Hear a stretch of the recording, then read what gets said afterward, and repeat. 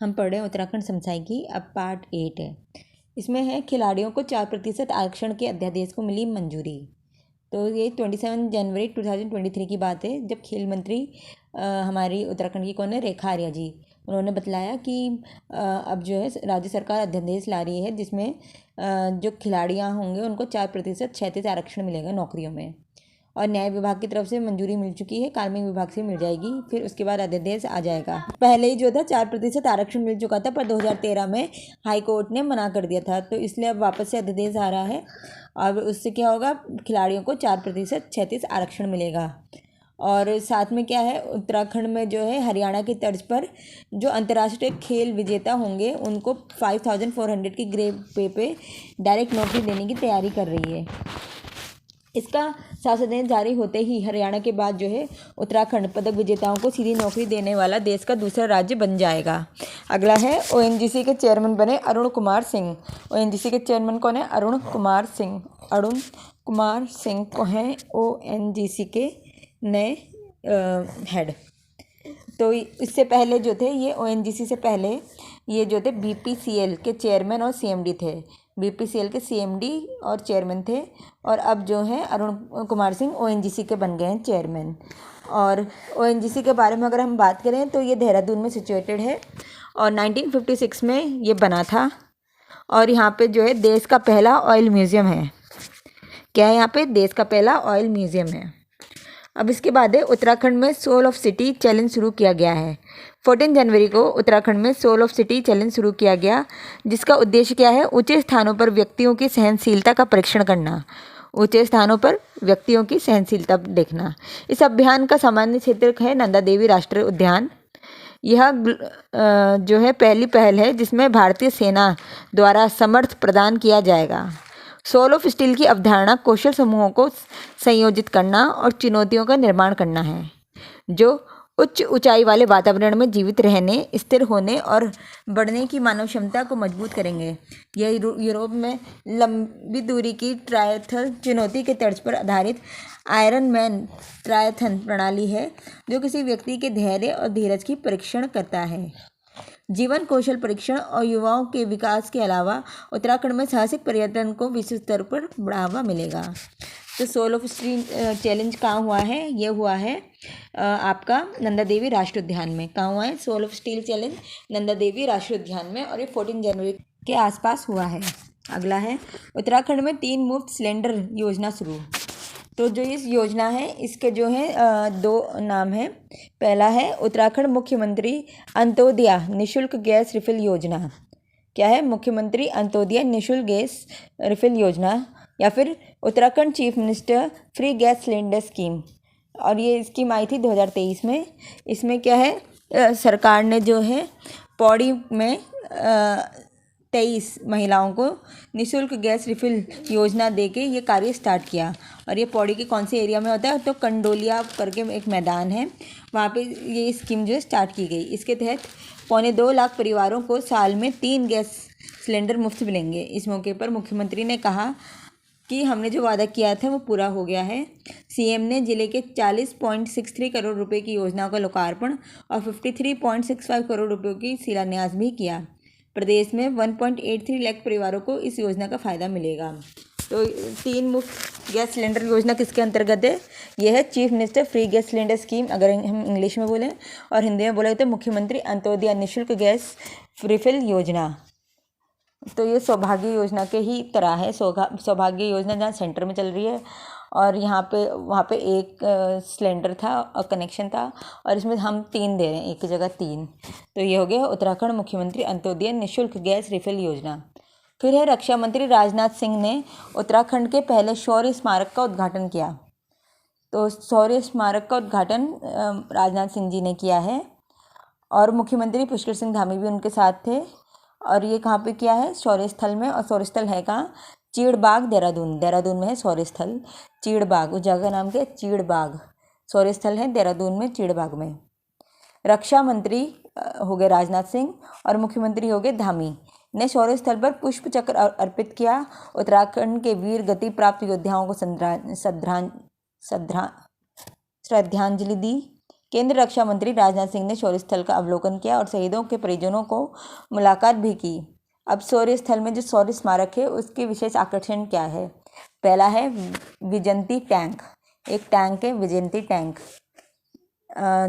इसमें क्या है, यह जो टैंक है ये जो है आपका भारत पाक के युद्ध का हीरो रहा है 1971 का। ठीक है, तो शौर्य स्थल में पहला जो मतलब आइटम है, प्रतीक है, जो कि आकर्षण का केंद्र है, वो है विजंती टैंक। और ये विजंती टैंक जो है भारत पाक युद्ध से रिलेटेड है। 1971 के 50 किलोमीटर प्रति घंटे की रफ्तार से चलने वाला यह टैंक की ऑपरेशनल रेंज 530 किलोमीटर थी। इसमें 4 क्रू मेंबर बैठ सकते थे।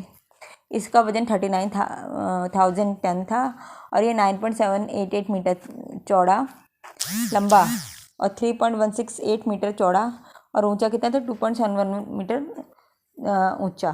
विजंती टैंक अब सेवा में नहीं है, लेकिन देश की युवाओं को ये आज भी जो है प्रेरित करता है।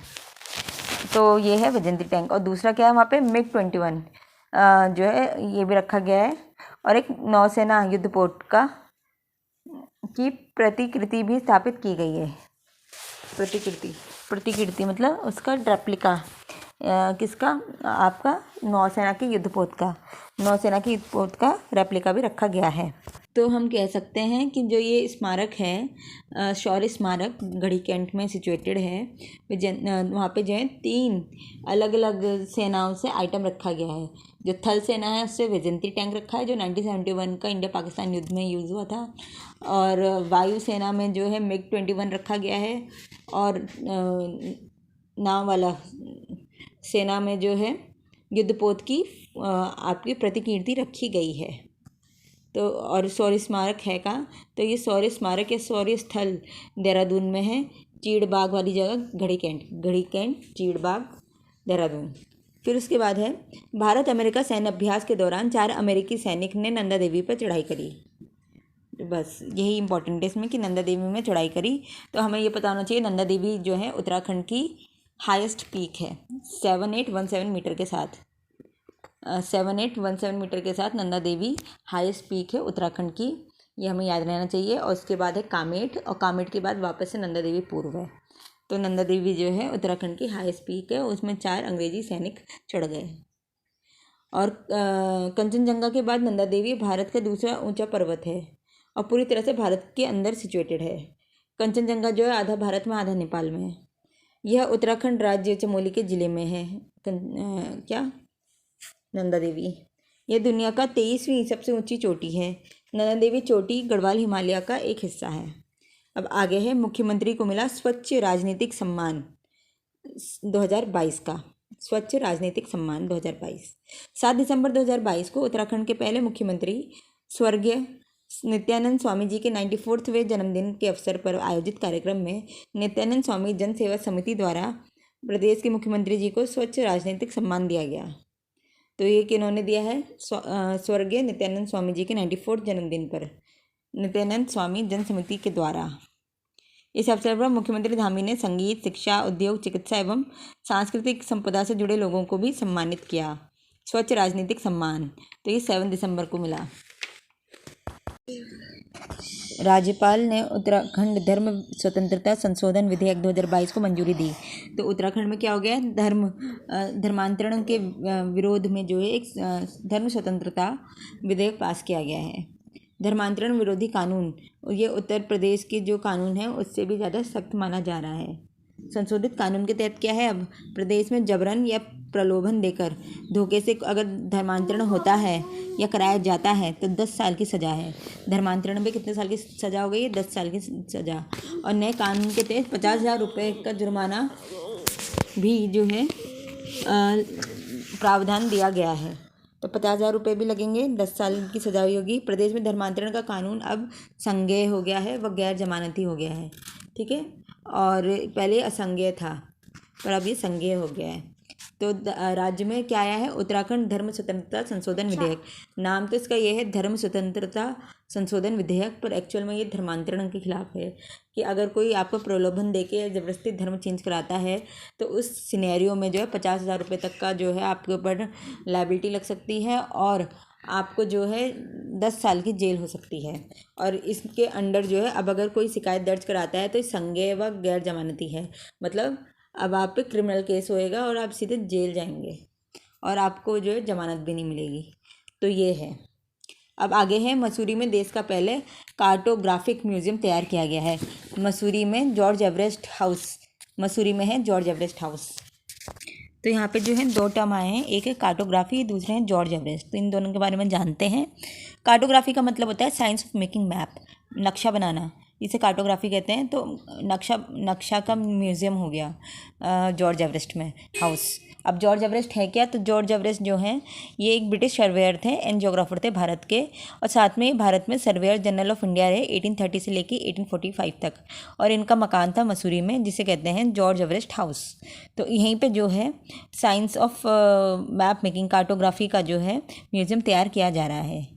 इस म्यूज़ियम में माउंट एवरेस्ट की ऊंचाई नापने वाले सर जॉर्ज एवरेस्ट के संग्रह पत्र और अभिलेखों का दीदार पर्यटक कर सकेंगे। साथ ही सर्वे से संबंधित कई तथ्यपरक जानकारी भी पर्यटकों को मिल सकेगी। इस म्यूज़ियम में महान सर्वेयर नैनसिंग रावत के पत्रों को भी रखा गया है। तो सर्वेयर में 2 आ गए, एक तो जॉर्ज एवरेस्ट आ गए और दूसरे कौन आ गए? नैनसिंग रावत जी आ गए। फिर है 4.55 करोड़ की लागत से बनेगा ये म्यूज़ियम। और जो ये म्यूज़ियम है इसमें एशियन डेवलपमेंट बैंक द्वारा जो है खर्चा किया जा रहा है। अब इसके बाद अगला है, महानिदेशक आनंद प्रकाश को राष्ट्रपति तट रक्षक पदक मिला। ये पौड़ी के निवासी हैं आनंद प्रकाश। इनको तट रक्षक बल महानिदेशक आनंद प्रकाश बड़ौला को विशिष्ट सेवा के लिए राष्ट्रपति तट रक्षक पदक से सम्मानित किया गया है। इसके बाद है मेजर दुर्गामल के नाम पर जारी हुआ डाक टिकट। तो दुर्गामल हैं, उनके नाम पे एक डाक टिकट जारी किया गया है। राज्यपाल लेफ्टिनेंट जनरल गुरमीत सिंह ने गढ़ी कैंट में उत्तराखंड राज्य नेपाली भाषा समिति देहरादून की ओर से आयोजित कार्यक्रम में शहीद मेजर दुर्गामल के नाम पर डाक टिकट जारी किया। तो मेजर दुर्गामल कहाँ से रिलेटेड है? ये जो है आज़ाद हिंद फौज से रिलेटेड है मेजर दुर्गामल, ठीक है, और नेपाली हैं ये मेजर दुर्गामल। अब इनके बारे में पढ़ लेते हैं। अमर शहीद मेजर दुर्गामल आज़ाद हिंद फौज के पहले गोरखा सैनिक हैं। ये आज़ाद हिंद फौज के पहले गोरखा सैनिक थे। कौन? मेजर दुर्गामल। अमर शहीद मेजर दुर्गामल का जन्म डोईवाला में 1 जुलाई 1913 में गंगाराम मल गोरखा परिवार में हुआ था। बाल्यकाल से ही उनके अंदर देशभक्ति का जुनून सवार था। भारत में जगह जगह भारत छोड़ो के नारे लग रहे थे। इसी बीच वर्ष 1942 में सिंगापुर में भारतीय फौज के गोरखा राइफल में जो शहीद मेजर दुर्गामल हैं उस समय वे वहाँ पे हवलदार थे। तो 1942 के टाइम पे सिंगापुर में भारतीय फ़ौज में एक गोरखा हवलदार थे। इसके बाद वह देश के लिए आज़ादी दिलाने के उद्देश्य से नेताजी सुभाष चंद्र बोस की आज़ाद हिंद फौज में भर्ती हो गए। आज़ाद हिंद फौज में उन्हें गुप्तचरी का कार्य सौंपा गया। इस बीच वो भारत बर्मा सीमा पार करके गुप्तचरी का कार्य करने के लिए आसाम में प्रवेश किया। ब्रिटिश फौज ने 27 मार्च 1944 को उन्हें बंदी बना लिया। मतलब 1942 में इन्होंने जो है आज़ाद हिंद फौज ज्वाइन करी और उसके 2 वर्ष बाद ही ये जो है 44 में असम में ये बंदी हो गए। इसके बाद ब्रिटिश फौज ने उन्हें मृत्युदंड की सज़ा दी। 25 अगस्त 1944 को जिला जेल दिल्ली में, मतलब दिल्ली में इनकी मृत्यु हुई है, फांसी। उनकी याद में डोईवाला नगर पालिका में स्मारक भी बनाया गया है। तो मेजर दुर्गामल डोईवाला क्षेत्र को बिलोंग करते हैं। ये आज़ाद हिंद फौज में थे, हवलदार थे और 42 में इन्होंने ज्वाइन किया। 44 में इनकी डेथ हो गई। ये ज़्यादा मतलब 2 ही साल ये अपना दे पाए। NSA ढोभाल जनरल स्वर्गीय बिपिन रावत समेत 5 को उत्तराखंड गौरव सम्मान। राज्य स्थापना दिवस के मुख्य कार्यक्रम में राज्यपाल लेफ्टिनेंट जनरल गुरमीत सिंह धामी एवं मुख्यमंत्री श्री पुष्कर सिंह धामी ने उत्तराखंड गौरव सम्मान 2022 और उत्तराखंड गौरव सम्मान 2021 के महानुभावों को सम्मानित किया। उत्तराखंड गौरव सम्मान में सम्मिलित महानुभावों को सम्मान पत्र, ट्रॉफी और 1 लाख रुपए की धनराशि प्रदान की। उत्तराखंड गौरव सम्मान 2022 में कौन कौन है? श्री अजीत डोभाल जी सुरक्षा सलाहकार हैं। कवि, लेखक और सेंसर बोर्ड के जो है अध्यक्ष श्री प्रसून जोशी जी। फिर CDS पुराने हमारे जनरल बिपिन रावत जी, और कवि, लेखक और गीतकार स्वर्गीय गिरीश चंद्र तिवाड़ी जिन्हें हम गिरधा भी कहते हैं, और साहित्यकार और पत्रकार वीरेंद्र डंगरवाल जी। ये 5 लोगों को जो है उत्तराखंड गौरव साहित्य सम्मान मिला है। तो किनको मिला है? अजीत डोभाल को, गिरिजा जी को, और विपिन रावत जी को, और प्रसून जोशी को, और श्री वीरेंद्र डंगवाल जी को। तो ये वीरेंद्र डंगवाल जी हैं, याद रखना, ये साहित्यकार और पत्रकार हैं, साहित्यकार और पत्रकार स्वर्गीय वीरेंद्र डंगवाल जी। और 2021 के लिए उत्तराखंड गौरव सम्मान किन्हें मिला है? मुख्यमंत्री नरेंद्र तिवारी जी को, अनिल प्रकाश जोशी जी को, हेस्को के संस्थापक हैं, साहित्यकार रस्किन बॉन्ड को, साहसिक खेल के लिए श्रीमती बछेंद्री पाल जी को, और श्री नरेंद्र सिंह नेगी के लिए। ठीक है, तो 2021 के लिए किस किस को मिला है? नरेंद्र सिंह नेगी, बछेंद्री पाल, और बछेंद्री पाल हो गए, रस्किन बॉन्ड हो गए, अनिल प्रकाश जोशी, हेस्को, नरेंद्र तिवारी। फिर से कौन कौन है? 5 लोगों को, मतलब 5 लोगों को मिलता है, ये याद रखिएगा। जो आपका उत्तराखंड गौरव सम्मान है 5 लोगों को मिलता है, और ये 2021 से ही मिलना स्टार्ट हुआ है। उत्तराखंड गौरव सम्मान की शुरुआत 2021 से हुई है, और प्रदेश में 5 विभूतियों को जो है सिलेक्ट किया जाता है, और उनको प्राइज़ मिलता है इसमें, और 1 लाख रुपये मिलता है, प्रशस्ति पत्र मिलता है। फिर है केंद्र सरकार की ओर से एक्सपोर्ट हब योजना में देहरादून और हरिद्वार जिले का चयन किया गया है। ये बहुत इंपॉर्टेंट है, एक्सपोर्ट हब योजना। एक्सपोर्ट हब योजना उत्तराखंड केंद्र सरकार की एक्सपोर्ट हब योजना चल रही है, उसमें जो है देहरादून और हरिद्वार जिलों का चयन किया गया है। ऐसे ही एक वो है लीची निर्यात जोन, वो कौन कौन से हैं? तो वो 3 हैं, देहरादून, उधम सिंह नगर, और तीसरा नैनीताल है। अब यहाँ पे क्या है? एक्सपोर्ट हब योजना। एक्सपोर्ट हब योजना में ये केंद्र सरकार की है, इसमें देहरादून और हरिद्वार को सिलेक्ट किया गया है। इन जिलों में निर्यात को बढ़ावा देने के फोकस से foundation of India export organisation और उद्योग विभाग की ओर से निर्यात संवर्धन पर आयोजित कार्यक्रम में उद्योग निदेशक सुधीर चंद्र नोटियाल जी ने बताया कि वाणिज्य मंत्रालय ने देश के 75 जिलों में एक्सपोर्ट हब योजना करी है। वेरी इंपॉर्टेंट, एक्सपोर्ट हब योजना जो है 75 जिलों में चल रहा है। ठीक है, 75 जिलों में चल रहा है एक्सपोर्ट हब योजना। तो इसमें जो है 2 क्षेत्र जो हैं उत्तराखंड के हैं, देहरादून और हरिद्वार, वहाँ पे भी हो रहा है। प्रदेश के 2 जिले इसमें चयनित हैं। इन जिलों में कृषि व बागवानी आधारित उत्पाद, फार्मास्यूटिकल, अन्य उत्पाद निर्यात और निर्माण क्षेत्र के शामिल होंगे। और है इससे आने वाले समय में पर्वतीय क्षेत्र में निर्यात के बुनियादी ढांचे और सुविधाओं का विकास होगा। तो ये एक्सपोर्ट हब योजना उत्तराखंड के लिहाज से बहुत इंपॉर्टेंट है। और 75 टोटल कितने हैं? 75 एरियाज चिन्हित है, जिसमें से 2 एरियाज जो हैं देहरादून और हरिद्वार हैं उत्तराखंड से।